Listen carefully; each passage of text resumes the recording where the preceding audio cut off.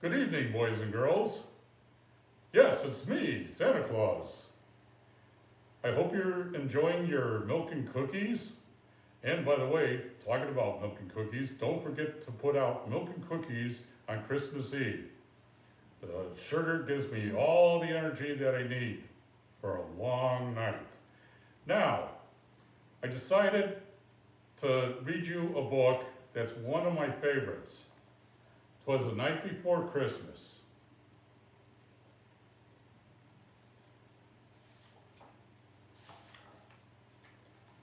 "'Twas the night before Christmas, when all through the house, not a creature was stirring, not even a mouse.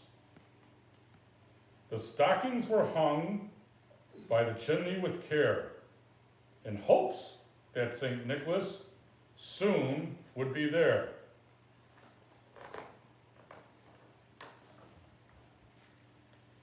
The children were nestled all snug in their beds, while visions of sugar plums danced in their heads. And Mama in her kerchief, and I in my cap, had just settled down for a long winter's nap. When out on the lawn, there arose such a clatter. I sprang from the bed to see what was the matter. The moon on the breast of new fallen snow gave the luster of midday to objects below.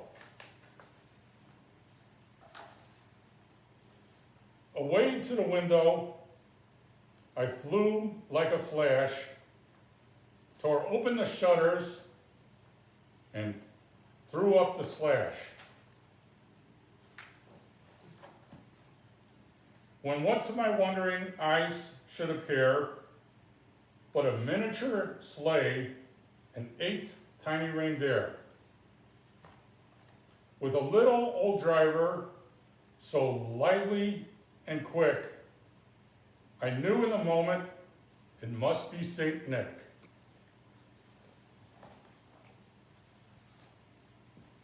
More rapid than eagles, his coursers they came, and he whistled and shouted and called them by name. Now Dasher, now Dancer, now Prancer and Vixen, on Comet, on Cupid, on Donder and Blitzen. To the top of the porch, to the top of the wall, now dash away, dash away, dash away all.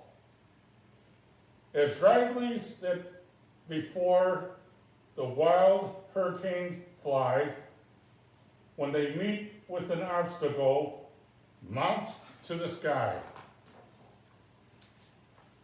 So up to the housetop, the coursers they flew, with the sleigh full of toys, and St. Nicholas too. And then in a twinkling, I heard on the roof the prancing and pawing of each little hoof. As I drew to my head and was turning around, down the chimney, St. Nicholas came with a bound. He was dressed in all fur from his head to his foot, and his clothes were all tarnished with ashes and soot. A bundle of toys he had flung on his back, and he looked like a peddler just opening his pack. His eyes, how they twinkled, his dimples, how merry. His cheeks were like roses, his nose like a cherry. His droll little mouth was drawn up like a bowl, and his beard on his chin was as white as the snow. The stump of a pipe he held tight in his teeth, and the smoke had encircled his head like a wreath. He had a broad face and a little round belly that shook when he laughed like a bowl full of jelly. He was chubby and plump, a right jolly old elf, and I laughed when I saw him in spite of myself. A wink of his eye and a twist of his head soon gave me to know I had nothing to dread. He spoke not a word, but went straight to his work and filled all the stockings, then turned with a jerk. And laying his finger aside of his nose, he gave a nod, and up the chimney he rose. He sprang to his sleigh, to his team gave a whistle, and away they flew like the down of a thistle.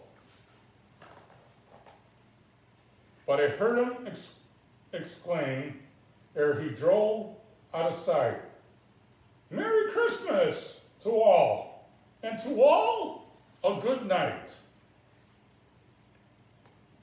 Well, I hope you boys and girls enjoyed that story. I want to wish each and every one of you a very Merry Christmas. Stay safe, love each other, be kind to each other, and may you have a Merry Christmas.